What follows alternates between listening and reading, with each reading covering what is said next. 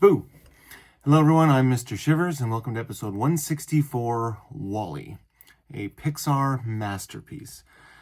I appreciate a movie where you can tell such a great story and have very little dialogue, and you just look at the animation and look at the emotions presented in how the characters move and act, and having these two robots who have barely any communication other than their names, like WALL-E and Eve.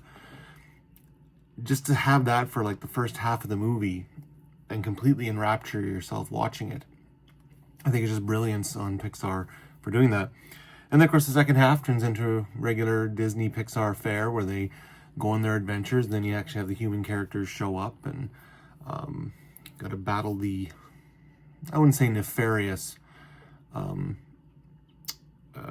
ship's captain droid thing, the autopilot.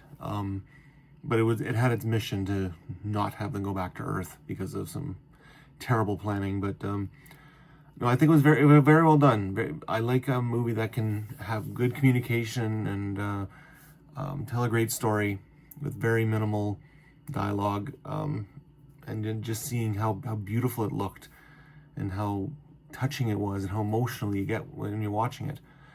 And I think it was one of Pixar and Disney's best.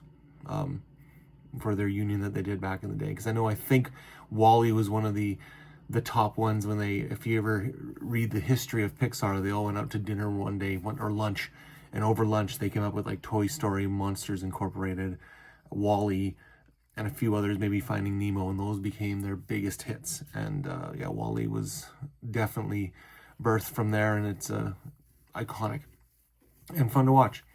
But until then, I am Mr. Shivers, and grab yourself some popcorn, sit back, enjoy the movies.